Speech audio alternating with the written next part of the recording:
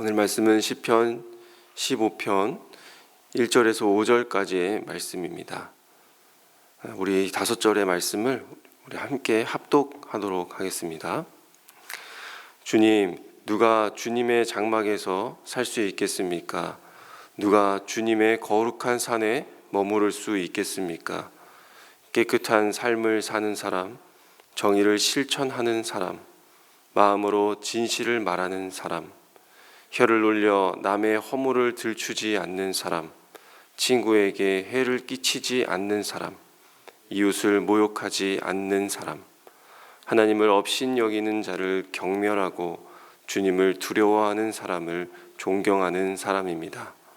맹세한 것은 해가 되더라도 깨뜨리지 않고 지키는 사람입니다. 높은 이자를 받으려고 돈을 꾸어주지 않으며 무죄한 사람을 해칠세라 뇌물을 받지 않는 사람입니다. 이러한 사람은 영원히 흔들리지 않을 것입니다. 아멘. 네, 시편은 계속해서 어떤 자가 복된 사람인가 그 부분에 대해서 노래합니다. 그 복이라 함은 우리의 삶의 질이 높아지고 또 성공하는 차원과는 아주 완전히 다른 그런 복에 대해서 찬양하고 있는 것이죠.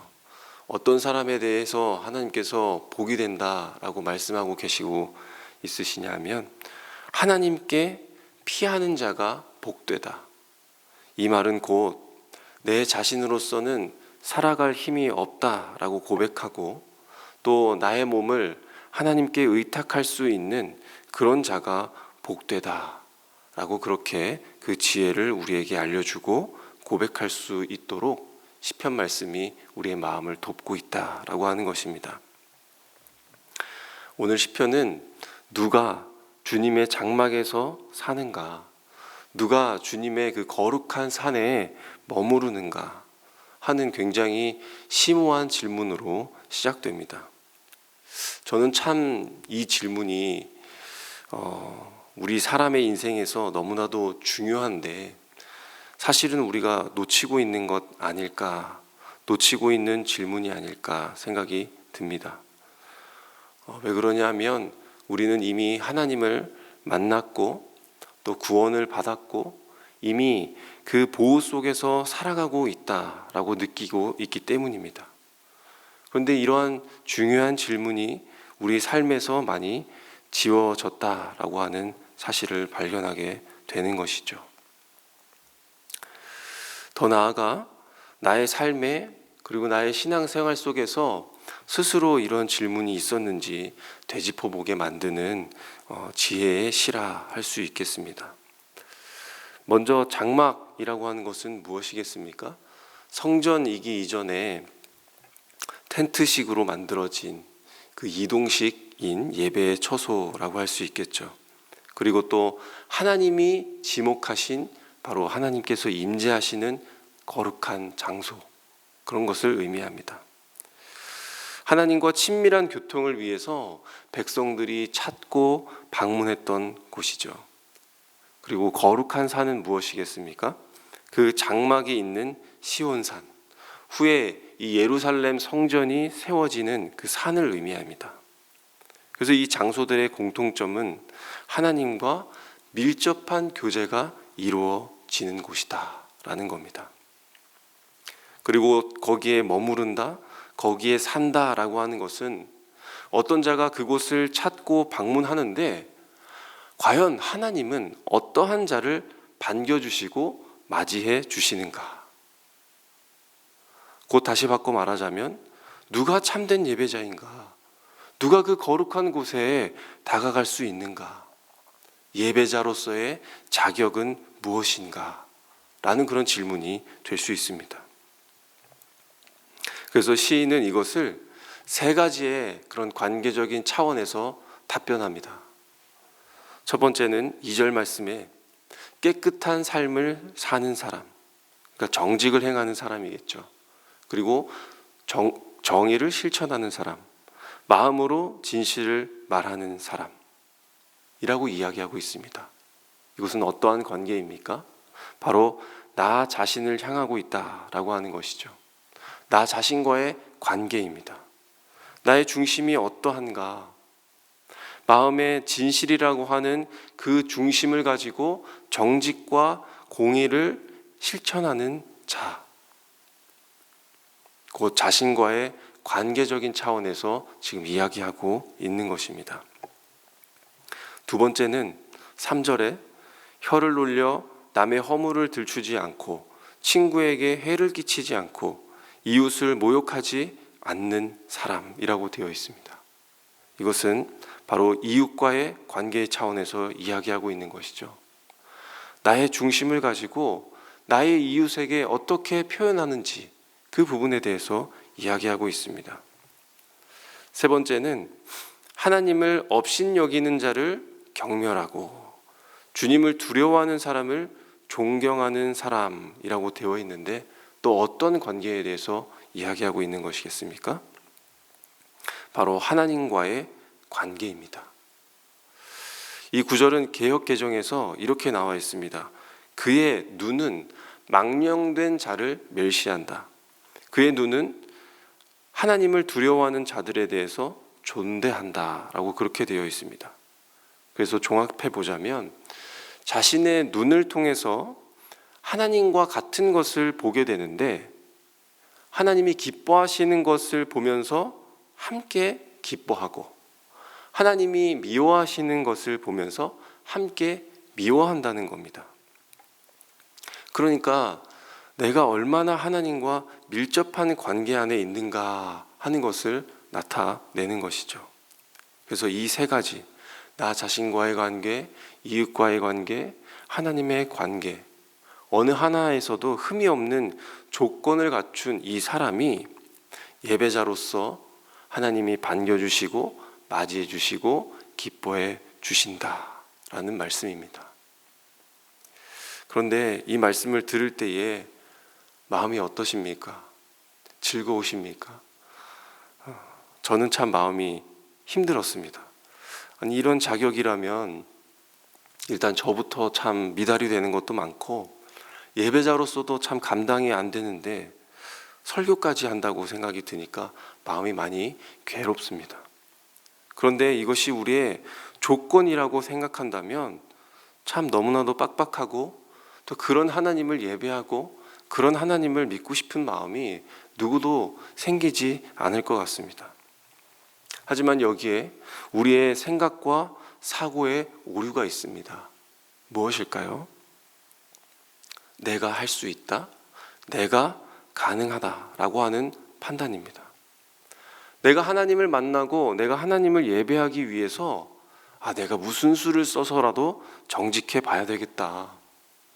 이 말씀이 세우고 있는 이 조건을 내가 하나하나 다 살아가고 지켜보겠다라고 하는 그 마음이 우리의 교만이라는 사실입니다. 그래서 오늘 시편은 너희들이 이렇게 살지 않으면 결코 하나님 안으로 들어올 수 없다. 너희들이 이렇게 살지 않으면 그 성전과 거룩한 산에 머물 수 없고 예배할 수 없고 하나님이 기뻐하지 않는다. 그래서 우리의 길을 꺾는 그런 말씀이 아닐 것입니다. 먼저는 이런 것일 것입니다. 예배는 하나님과의 관계가 정말 중요한데 하나님과의 그 관계뿐만 아니라 나 자신의 상태, 내 자신과의 관계, 그리고 이웃과의 관계도 정말 중요하다라고 하는 겁니다. 모든 관계가 다 헝클어졌는데, 망가졌는데 하나님과의 관계가 절대로 올바를 수 없다라는 것을 말하고자 함일 것입니다. 또 두 번째로는 우리가 하나님과의 관계가 바로 서고 또 하나님을 바로 알면 앞에서 열거한 그 조건대로 어떻게 된다는 것입니까? 내가 살고 싶어진다라는 겁니다. 내가 하나님을 만났습니다. 또 하나님께서 주신 충만한 기쁨과 은혜를 내가 경험했습니다. 그리고 그 은혜를 소유하는 자는 더 하나님을 사모하게 되고 그 은혜를 바라는 자가 되는데 그런 사람은 어떻게 된다라는 겁니까? 자연스럽게 그렇게 살고 싶어지게 되고 살게 된다라고 하는 겁니다. 하나님을 만난 사람의 자연스러운 삶의 결과라고 하는 것이죠. 조건대로 살아야 하는 그런 중압감으로 결코 살지 않는다는 것입니다.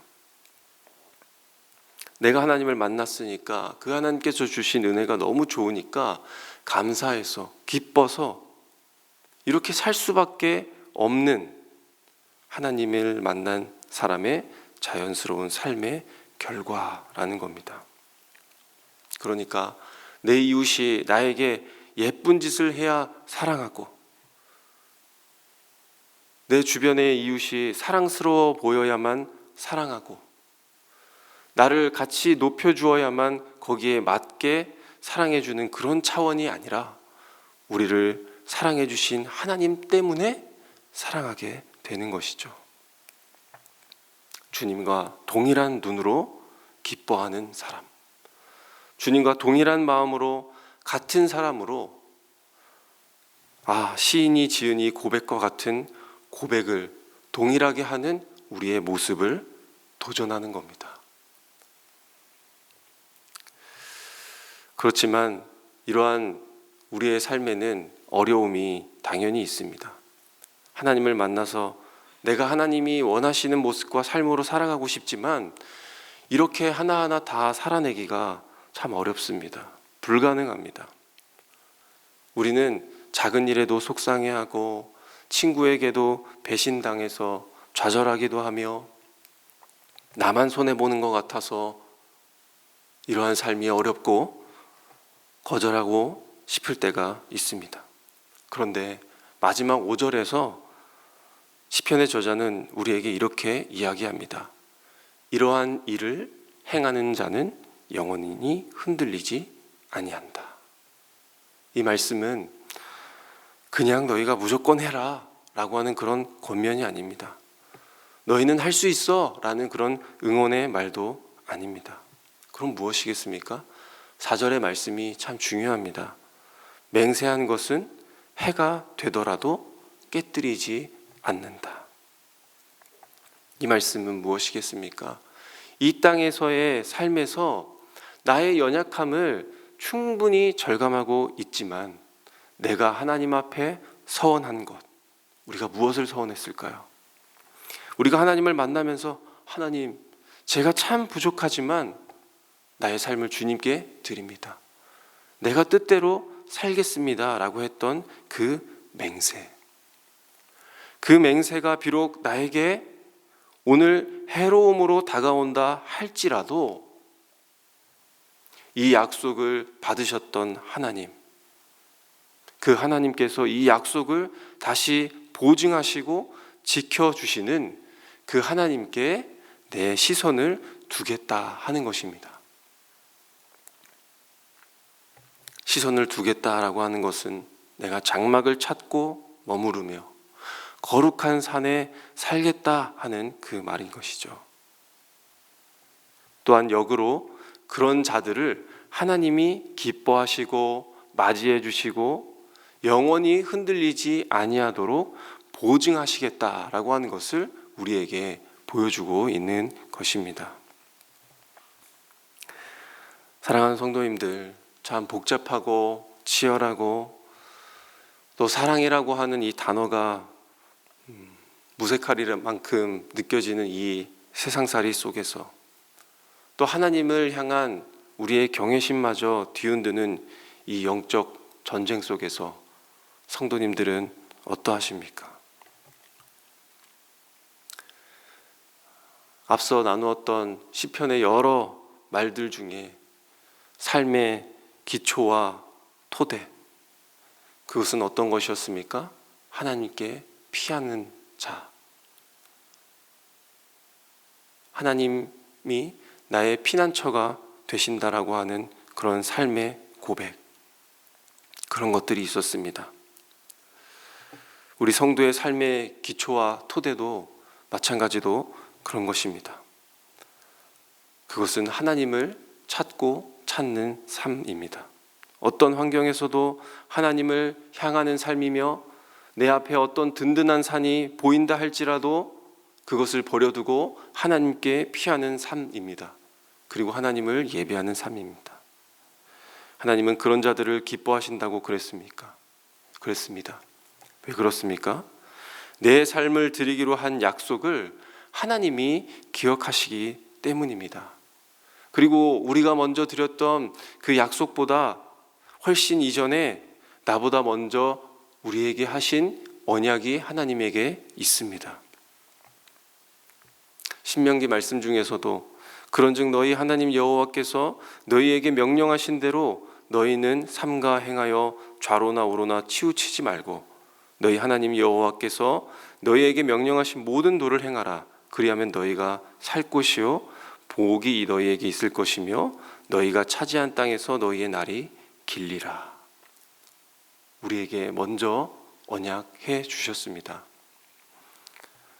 좌로나 우로나 흔들리지 아니하시기를 바랍니다. 왜냐하면 우리는 이 흔들리는 땅의 기초로 사는 사람이 아니기 때문입니다.